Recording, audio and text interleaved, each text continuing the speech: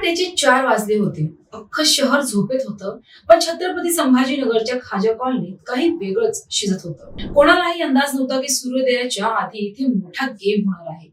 गुपचूप महापालिकेचं पथक येतं, मोठा पोलीस बंदोबस्त तैनात होतो आणि एकाच वेळी खडाखडी आवाज येतो. धडधड MIMचे माजी नगरसेवक मतीन पटेल यांच्या साम्राज्याला प्रशासनाने पहाटेच मोठा दणका दिला. नेमकं काय घडलं सांगते, पण त्याआधी थेट बातमी फॉलो करा. तर मित्रांनो, आता प्रश्न हा की हे सगळं अचानक झालंय का? तर नाही. निदा खान प्रकरणात मतीन पटेल यांचं नाव नुसती चर्चा नव्हती, तर एक मोठा आरोप होता.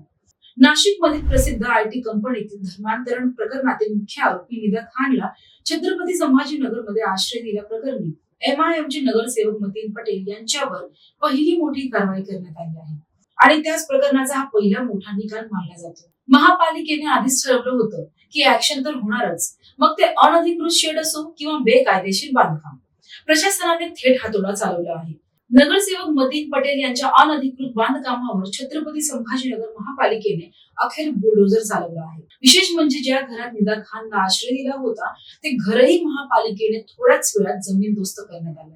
छत्रपती संभाजीनगर महापालिकेच्या अतिक्रमण विभागाने मतीन पटेल यांना अनधिकृत बांधकामाप्रकरणी महाराष्ट्र महापालिका अधिनियम 1949च्या कलम 478 अन्वये नोटीस बजावली होती. या नोटीसनुसार 24 तासांच्या आत संबंधित अवैध बांधकाम स्वतःहून हटवण्याचे आदेश देण्यात आले होते.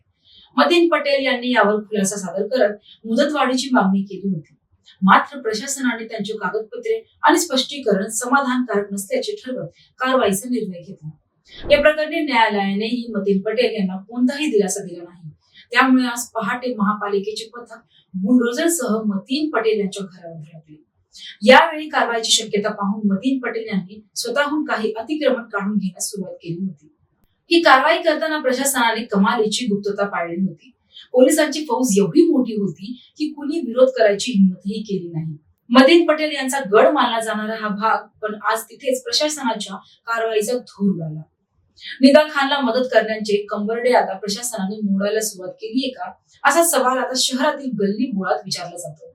दरम्यान या कारवाईच्या ठिकाणी कोणत्याही प्रकारचा तणाव निर्माण होऊ नये यासाठी नारेगाव परिसरात पोलिसांचा तगडा बंदोबस्त तैनात करण्यात आला. मात्र या कारवाई दरम्यान एक वेगळेच चित्र पाहायला मिळाले. अतिक्रमण हटाव पथक घटनास्थळी पोहोचताच स्थानिक नागरिकांनी त्यांच्यावर फुलांची उधळण केली.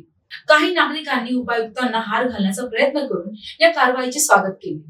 जर संबंधित व्यक्तीने पूर्ण बांधकाम हटवले नाही तर महापालिका ते पाडेल आणि त्या कारवाईचा सर्व खर्च देखील संबंधित नगरसेवकाकडूनच वसूल केला जाईल, असे महापालिकेने स्पष्ट केले आहे. पण लक्षात ठेवा, ही तर फक्त सुरुवात आहे. या प्रकरणात पुढे अजून कोणाचा नंबर लागणार हे पाहणं आता रंजक ठरेल. या एका कारवाईने छत्रपती संभाजीनगरच्या राजकारणात मोठी खळबळ उडाली आहे. तुम्हाला काय वाटतं? गुन्हेगारांना साथ देणाऱ्यांवर अशीच कारवाई व्हायला हवी का?